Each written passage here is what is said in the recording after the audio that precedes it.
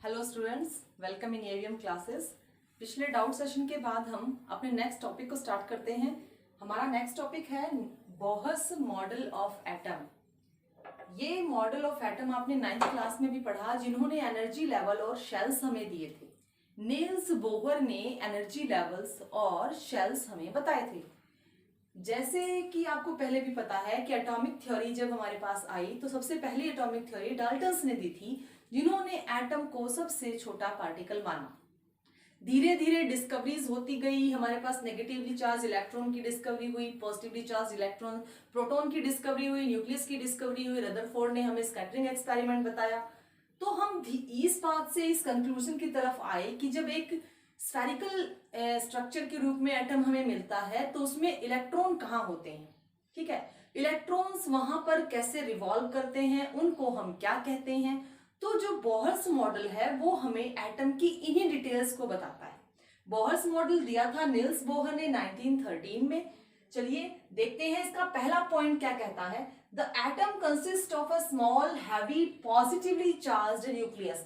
ये रदरफोर्ड की क्रिएशन के बाद आया स्कैटरिंग एक्सपेरिमेंट से कि किसी भी न्यूक्लियस के सेंटर में किसी एटम के सेंटर में न्यूक्लियस होता है और वो हैवीली पॉजिटिव चार्ज है। ठीक है, और पॉजिटिवली चार्ज है due to proton. Electrons are revolve around the nucleus in circular path. अब सेंटर में न्यूक्लियस है, प्रोटॉन है, न्यूट्रॉन्स हैं, और जो इलेक्ट्रॉन्स हैं वो सर्कुलर पाथ पर उस न्यूक्लियस के चारों तरफ घूमते हैं, क्योंकि हमने एटम को क्या माना है, स्फेरिकल। कॉल्ड, इन्हीं सर्कुलर पाथ्स को कहा जाता है ऑर्बिट और शेल। ये बात आपने 9th स्टैंडर्ड में भी की हुई है। जैसे आपको मैंने बताया था KLMN, इनको क्या बोलते हैं, शेल। ठीक है, इनका दूसरा नाम है orbits. Number of electron in a shell और orbit is according to 2n²। This is the Bohr's formula. 2n² के अकॉर्डिंग ही इलेक्ट्रॉन फिल होते हैं। जैसे 2, 8, 8, 18, 18, 32, 32, 64, 64। 2n² के अकॉर्डिंग ही हमारे इलेक्ट्रॉन इन शेल्स में भरे जाते हैं। ये सारी डिटेल्स हम कर चुके हैं। Electrons revolve in only those orbits which have a fixed value of energy. सबसे इंपॉर्टेंट बात यहां से स्टार्ट होती है नील्स बोहर मॉडल की, कि इलेक्ट्रॉन जब घूमते हैं अपने ही ऑर्बिट में तो उनकी जो एनर्जी होती है वो फिक्स होती है। उस ऑर्बिट के लिए उनकी एनर्जी फिक्स होती है, और इसी एनर्जी शेल या ऑर्बिट को एनर्जी लेवल भी कहा जाता है। एनर्जी लेवल क्यों नाम दिया गया, क्योंकि उनकी जो एनर्जी है वो उस ऑर्बिट, जिस ऑर्बिट के लिए हम बात कर रहे हैं, सपोज हम बात कर रहे हैं K के लिए, तो K के अंदर जो इलेक्ट्रॉन घूम रहे होंगे उनकी एनर्जी उस वक्त, चाहे कितने ही इलेक्ट्रॉन हो, मैक्सिमम 2 है, तो दोनों इलेक्ट्रॉन्स की एनर्जी क्या रहेगी, फिक्स। राइट। अगर L शेल की बात कर रहे हैं तो 8 इलेक्ट्रॉन है, 8 इलेक्ट्रॉन्स की एनर्जी वहां क्या रहेगी, फिक्स। तो इन शेल्स को एनर्जी लेवल्स कहा जाता है। इन शेल्स को एनर्जी की फॉर्म में एनर्जी लेवल कहा जाता है। Energy is different stationary state are given by this expression. अलग अलग स्टेट में, अलग अलग स्टेट का मतलब होता है, हमने 2 स्टेट की हुई है, एक तो ग्राउंड स्टेट होती है और एक एक्साइटेड स्टेट होती है। ग्राउंड स्टेट में इलेक्ट्रॉन की एनर्जी कितनी है, अगर वो जंप कर रहा है तो it means it gains the energy, तो उसकी एनर्जी क्या होगी। एक्साइटेड स्टेट में उसकी एनर्जी क्या होगी। तो अलग अलग एनर्जी लेवल्स पर अगर हमें एनर्जी कैलकुलेट करनी हो तो हम इस एक्सप्रेशन या इस फॉर्मूले का इस्तेमाल करेंगे। देखिएगा फॉर्मूला क्या कह रहा है, E stands for energy, N stands for shell.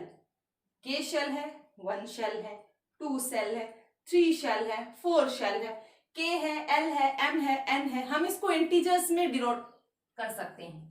This negative -2π² me e⁴ divided by n² h² into में z²। मैं सारी बातें बताती हूँ क्या है। This minus sign denotes that energy decreases. बहुत ध्यान से सुनिएगा, ग्राउंड स्टेट से जब n शेल में इलेक्ट्रॉन जाता है तो एनर्जी घटने लग जाती है, right. Decrease, this negative sign shows decrease in energy. Pi constant value है। ME मास ऑफ इलेक्ट्रॉन, उस वक्त जो इलेक्ट्रॉन वहां पर है उसका मास। हमेशा मास ऑफ इलेक्ट्रॉन कितना रहता है? 9.1 into 10⁻³ kg। E is electron charge, charge और इलेक्ट्रॉन की पावर 4। चार्ज इलेक्ट्रॉन कितना होता है? 1.6 into 10⁻⁻19 coulomb. N number of shell का स्क्वायर। H प्लैंक्स कांस्टेंट का स्क्वायर। प्लैंक्स कांस्टेंट की value 6.6 into 10⁻34 joule second. Z atomic number का square. Atomic number इस्तेमाल कब होगा? जब हाइड्रोजन लाइक एटम की हमें क्या कैलकुलेट करनी होगी? Energy shell in different energy levels. चलिए आगे देखते हैं। चलिए उसी एक्सप्रेशन को आगे कंटिन्यू कर रहे हैं। अभी हमने देखा था कि एनर्जी अगर हमें अलग अलग शेल में कैलकुलेट करनी हो तो हमारे पास mass of electron, charge on electron, Planck's constant, ये सब वैल्यूज होनी चाहिए। अगर हम इसको जूल पर एटम में लिखते हैं, मान लीजिए हमें एनर्जी जूल पर एटम में कैलकुलेट करनी है, तो हमारे सभी एक्सप्रेशन, सभी वैल्यूज अगर हम पुट करते हैं तो हमारी एनर्जी फॉर एन शेल आएगी -21.8 10⁻⁻19। ये कब आएगी?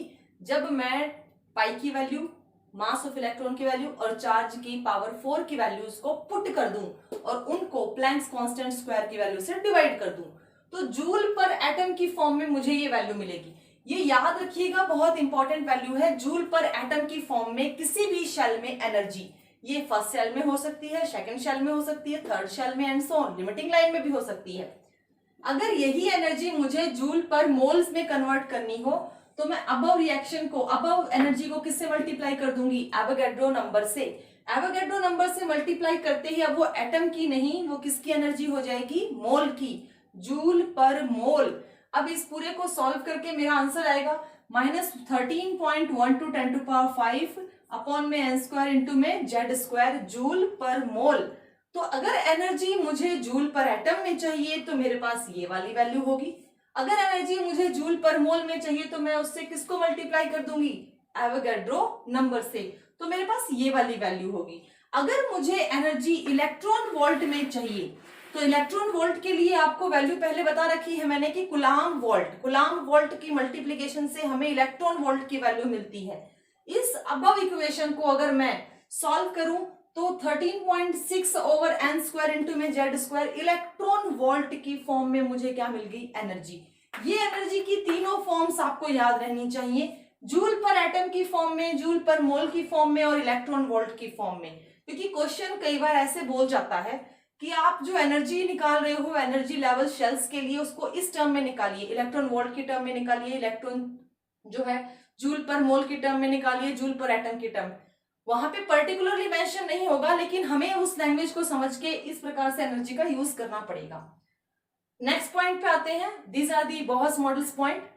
The distance of electron from the nucleus measured by. अब बारी आती है इलेक्ट्रॉन की दूरी को नापने की। किसी भी स्फेरिकल शेप में अगर न्यूक्लियस से हम इलेक्ट्रॉन की, किसी एनर्जी शेल की, किसी भी एनर्जी शेल या एनर्जी लेवल के इलेक्ट्रॉन की दूरी हमें नापनी है तो हम इसको रेडियस कहेंगे। तो दूरी नापने के लिए हमें क्या चाहिए? हमें इलेक्ट्रॉन्स, हमें रेडियस और हमें न्यूक्लियस के बारे में पता हो। तो उसके लिए एक फॉर्मूला हमने यहाँ पर लिखा है।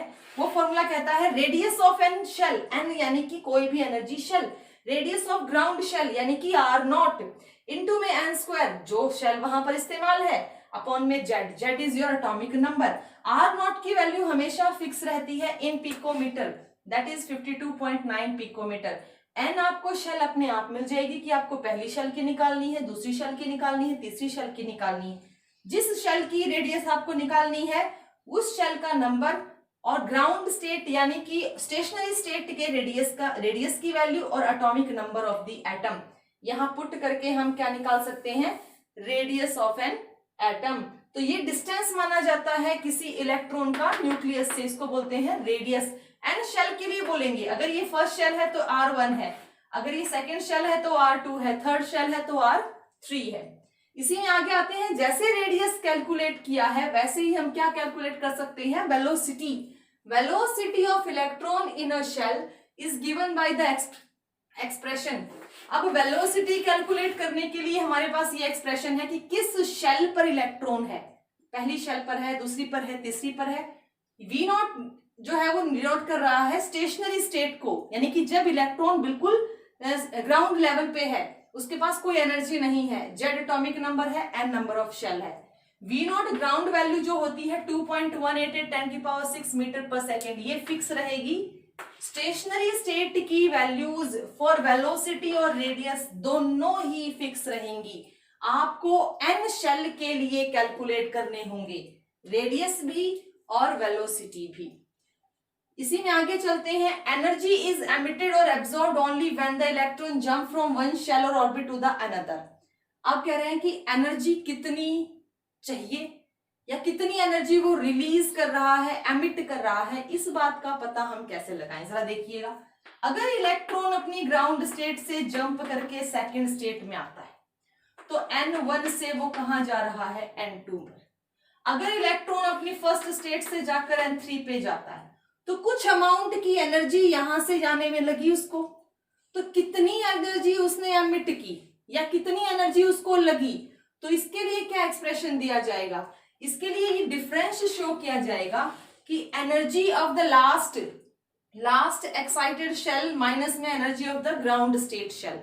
हमारे पास आखिरी शेल जो भी होगा, थर्ड होगा, फोर्थ होगा, फिफ्थ होगा, लिमिटिंग होगा, उसमें से हमें ग्राउंड स्टेट की एनर्जी को क्या करना पड़ेगा, माइनस।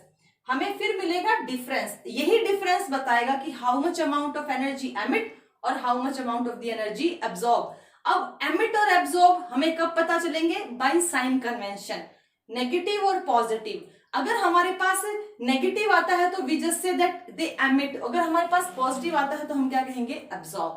हम यहाँ पर वैल्यूज रख के देखते हैं, ये किसी n ऑर्बिट 2 है तो हमने वैल्यू लगाई, जूल पर मोल पर एटम के लिए ही लेंगे, -21.8 10⁻⁻19 ओवर n स्क्वायर का 2, या क्योंकि मैंने यहाँ पर सेकेंड लेवल लिया है तो n2 लिया है, n2 का स्क्वायर। अब अंदर की तरफ मैंने फर्स्ट लेवल लिया है तो एनर्जी सेम रहेगी जूल पर एटम के लिए, 21.8 10⁻⁻19 इंटू में जेड स्क्वायर ओवर n1 का स्क्वायर। दोनों की वैल्यू मैंने पुट कर दी, माइनस का साइन है बीच में, ये दोनों ऑलरेडी नेगेटिव होते हैं, ये बात पहले बताई जा चुकी है। देखिए यहाँ पर नेगेटिव है, नेगेटिव क्या कहता है, डिक्रीज इन एनर्जी, की एनर्जी इनकी धीरे धीरे कम होती जा रही है। अब मैं इसको पूरे को सॉल्व करती हूँ तो माइनस माइनस यहाँ से कॉमन लेकर मैंने माइनस को बाहर कॉमन ले लिया, मेरे पास कौन बचे, ये माइनस का बचा, ये प्लस का बचा, प्लस का मैं आगे लेकर आ गई, 1/n1 square minus 1/n2 square, Z square दोनों के पास कॉमन है और बाहर मैंने कॉमन क्या ले लिया, 21 माइनस 21.8 10⁻⁻19। अब ये जो वैल्यू आई ये डिफरेंस बताने के लिए आई। देखिए रेबर्ग फॉर्मूला में आपने n1 n2 पढ़ा था, आप आसानी से यहाँ पर अपनी स्टेशनरी स्टेट की वैल्यू पुट करके डिफरेंस एनर्जी निकाल सकते हैं और हमें पता लग जाएगा कि हमारे पास एनर्जी एब्जॉर्ब हो रही है या एमिट हो रही है। चलिए आगे हम पढ़ते हैं limitations of the Bohr's model of atom. Limitation क्या कहती हैं कि it could not explain the line spectra of the multi electron atom. देखो सीधी सी बात है, लाइन स्पेक्ट्रा वाला केस जहां आता है हमें हाइड्रोजन एटम याद आता है। हाइड्रोजन एटम का एक ही इलेक्ट्रॉन जंप लगाता है और 6 सीरीज बना लेता है, Lyman, Balmer, Paschen, Pfund, Brackett, Humphreys, ठीक है। लेकिन अगर मान लीजिए एक से ज्यादा इलेक्ट्रॉन हो जाए तो वो कितनी सीरीज बनाएंगे, n1 क्या होगा, लिमिटिंग लाइन क्या होगी, n2 में कहा जाएंगे, कौन सी सीरीज में उसकी वेवलेंथ कंसिडर की जाएगी। तो कोई भी मॉडल अभी तक ये कंसिडर करने के लिए नहीं बना, वेरीफाई नहीं कर पा रहा कि अगर मल्टी इलेक्ट्रॉन एटम है तो उनका लाइन स्पेक्ट्रा क्या होगा। ये एक लिमिटेशन है बोहर्स मॉडल की। It could not explain the splitting of line in the magnetic field called Zeeman effect and the electric field called Stark effect. ये दो इफेक्ट हैं, मैं आपको ये दोनों इफेक्ट अलग से बताऊंगी कि जीमन इफेक्ट और स्टार्क इफेक्ट होते क्या हैं। मैग्नेटिक फील्ड आपने पढ़ी है, इलेक्ट्रिक फील्ड भी आप जानते हो कि अगर हमारे इलेक्ट्रॉन कहीं पर काम करते हैं तो दो फील्ड वहां पर, तीन चीजें वहां काम करती हैं, direction of propagation, magnetic field और इलेक्ट्रिक फील्ड, ठीक है। अब यहाँ पर जो बात हो रही है वो हो रही है कि उनकी मैग्नेटिक फील्ड के अंदर कितनी स्प्लिटिंग हो रही है और इलेक्ट्रिक फील्ड में कितनी स्प्लिटिंग हो रही है, तो इनको पर्टिकुलर नाम से, पर्टिकुलर वर्ड से पूछा गया है, जाना गया है। ज़ीमैन इफेक्ट जो है वो मैग्नेटिक फील्ड से रिलेटेड है, और स्टार्क इफेक्ट जो है वो आपकी इलेक्ट्रिक फील्ड से रिलेटेड है। मैं इनको सेपरेटली आपको किसी वीडियो में बताऊंगी। It could not explain the 3 dimensional motion of an atom. Atom एक 3D डायमेंशन में, इलेक्ट्रॉन्स एक 3D डायमेंशन में मूव करते हैं, एक्स वाई जेड एक्सिस के अलोंग मूव कर रहे हैं, but according to the Niels Bohr they can only orbit around the nucleus.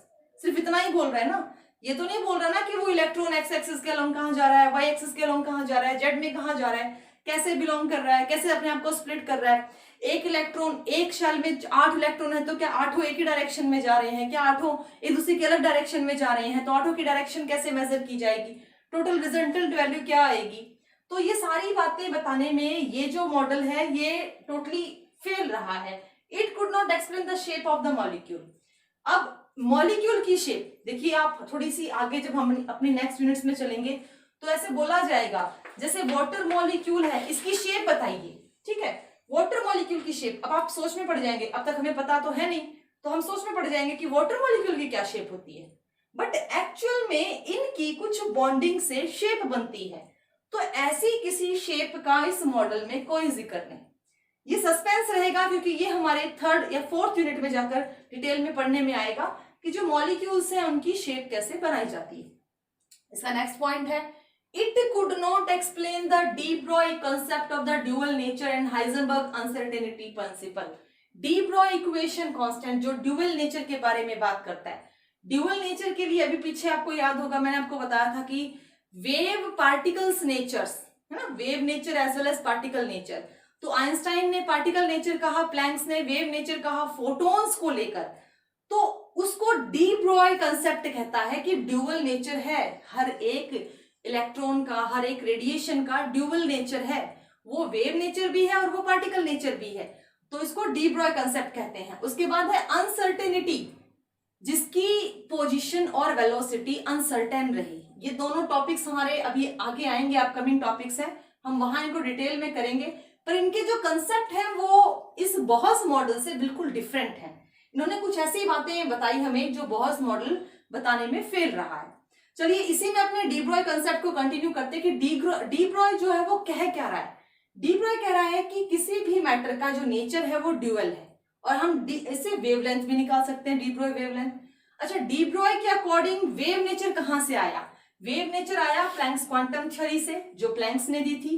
कह रहा है कि इलेक्ट्रॉन, प्रोटॉन, न्यूट्रॉन जो बहुत माइक्रोस्कोपिक चीजें हैं, अगर उनके अंदर एनर्जी लेवल बढ़ता है तो उनकी जो स्पीड होती है वो just like a wave travel करते हैं। माइक्रोस्कोपिक हो गए ना, बहुत छोटे हो गए, तो हमने उसको कह दिया वेव नेचर।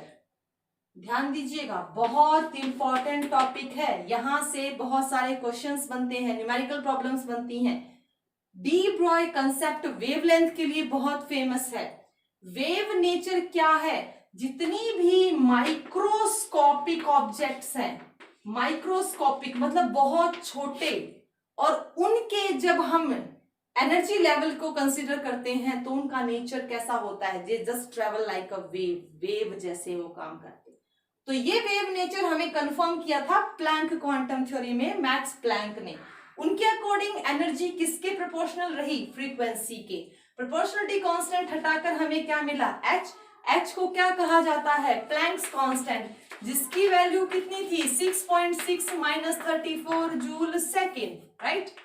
अब यहां से हमने वैल्यू निकाली फ्रीक्वेंसी की, क्योंकि हमें स्पीड चाहिए, लाइट चाहिए, speed c by lambda, lambda चाहिए, तो E is equal to h c by lambda. This is the equation first according to the wave nature in D Broglie. D Broglie का second nature था particle nature. D Broglie ने कहा ना dual है, dual मतलब दोहरा है, double है। तो पहला नेचर क्या कहा उसने? Wave nature. दूसरा नेचर क्या कहा उसने? Particle nature. पार्टिकल नेचर पहले किसने कंफर्म किया था? आइंस्टाइन ने। आइंस्टाइन ने क्या कहा था कि जो वेव चलती हुई आपको दिखती है, एक्चुअल में वो छोटे छोटे पार्टिकल हैं जो एक दूसरे को हिट करते हैं, जिनसे हमें महसूस होता है कि कोई वेव है। तो ये जो वेव है वो कोई एनर्जी एमिट कर रहा है, कोई फोटोन है, तो वो क्या होती है? E is equal to mc square। E is equal to mc square। देखिए, जैसे वेव नेचर हम माइक्रोस्कोपिक ऑब्जेक्ट्स के लिए बोल रहे थे, वैसे ही पार्टिकल नेचर भी माइक्रोस्कोपिक ऑब्जेक्ट्स के लिए ही है।